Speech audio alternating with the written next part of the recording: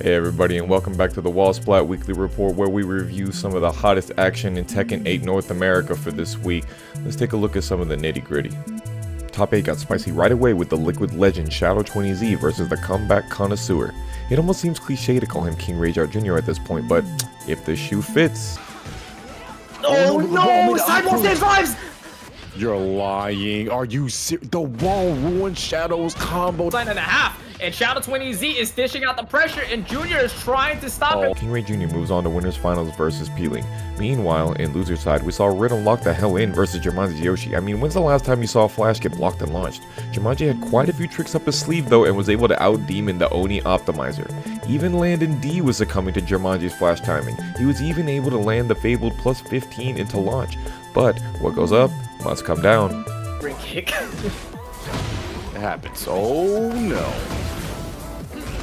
Delays too. No, not the mid. No. The wall splat as well. This isn't okay. That wasn't okay. In the end, Jermanji's flash timing did not have the success rate he needed to close out the set. Landon smells the 1+4 from a mile away, not only at the end of game 2, but it was like deja vu in the final scrambles of game 3. Landon baits the flash with the Phoenix transition, armors through, and that's all she wrote. Winners Finals was unfortunately kind of a lag fest between Kingreyjr Jr. and Ling, but what do you expect when it's North California to Florida connection? Landon wasn't able to overcome Shadow's Zafina, and even Ling struggled to put a dent in this moving fortress. Let's not forget that Shadow failed to launch punish that shoulder from the 3-hit string and focus. The man redeems himself immediately with a swift backdash, low block read, launches the splits kick, and you already know what happens next. I don't gotta spell it out for you. Shadow takes the set and moves into grands, but you gotta see the debauchery of how he got there. But he has the life lead with 20 seconds left on the clock, and he gets an opening after the heat dash, and he's not gonna kill after the string. What in the world just happened? What?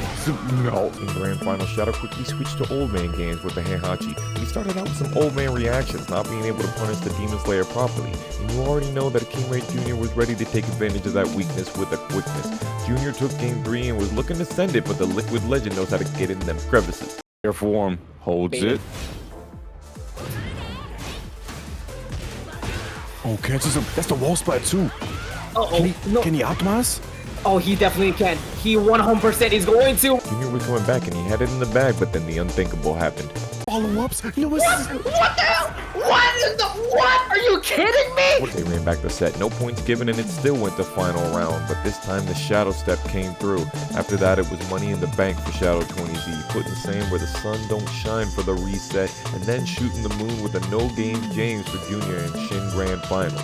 My man was ice cold as always in this tournament. Speaking of which, we gotta get to talking about Frosty Faustings. Down 2. What an answer back. I can't believe he swung. Not going to be able to kill with that. The down 4-4, one of the best enders in the game. Oh, get some life back. Kingreyjr got a nice chunk back. It's going to take more than a single poke to get the kill this time.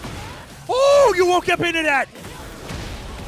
Oh, the low heat smash. Shadow steals it away from Wizzy. Meanwhile, in the losers' quarters, we had MadeofClay fighting his demons, and good God, does he have hands. K&R returns to the Frosty Faustings Tekken 8 top 8 stage for a second year in a row and does not disappoint. The demon inside him had hands, but when you have a kit like this, it's looking like purification is the answer.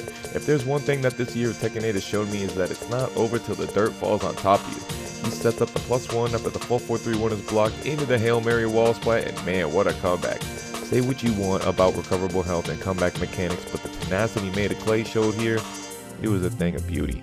And just look how happy he is. You can't hate that. Meanwhile, in losers' quarters, Machine Gun Wizzy easily had the roughest sequence in top 8, going from playing Shadow in winners to Junior in losers, and to top it all off, he had this bullshit happen to him. Junior was on his worst behavior with the Sabakis and sent Wizzy home at 5th. Not too shabby for his first offline performance, even though he's been playing since Tag 2.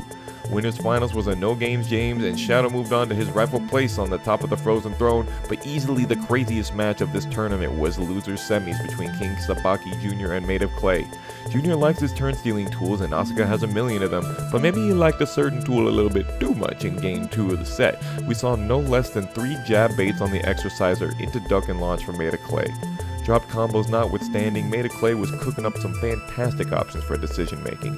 In the final run on descent into the subconscious, Kingreyjr Jr. opened up the parry window and Clay snatched it like Cassius. After the meaty 4-4-3 Oki is blocked and Jr. whiffs the down jab, it was a 2-touch for the kill. And certainly you may not have heard the name MadeofClay before Frosty Faustings 17, but I bet you remember his name now. Let's come back to a name I know strikes fear into you out on these streets. The Bloom Blaster, the Sidestep Master. It was all about the optimization for the crazy Canuck. MadeofClay cooked up a legendary run, but Boosterblast was hungry for his own brand of cuisine. That licking Shadow gave him in Winners Finals left a sour taste in his mouth. It's no surprise he hit this spicy palate cleansing wall combo like a hit of ginger to turn MadeofClay into terracotta. Then it was time for Boosterblast to get his just desserts in Grand Finals. Shadow happily served up this fat tarantula launcher to seal the deal in Game 2 and send a message.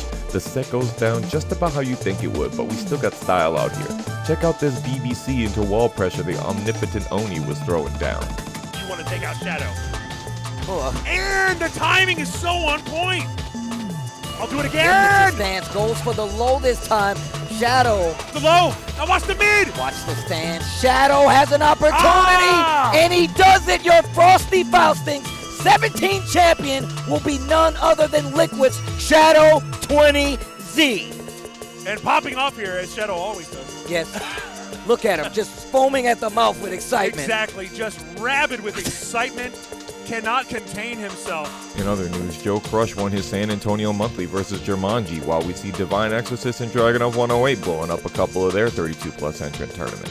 Spiro Jin wins Downtown Throwdown for a 4th week in a row. Pastel Tommy is an absolute god in Tech City Tekken for California, and Inner Fat Boy wins the TNS Redemption bracket. Not to mention John 316 on his tear at the Run the Mix Minnesota, Sativico winning back-to-back at 404, and Rhythm winning CSL. This has been your Wall Splat Weekly Report. I've been Foxtown. Thanks for watching, everybody. And if you like this kind of stuff, like, follow, subscribe, do all of that good stuff for the socials. Appreciate you, everybody.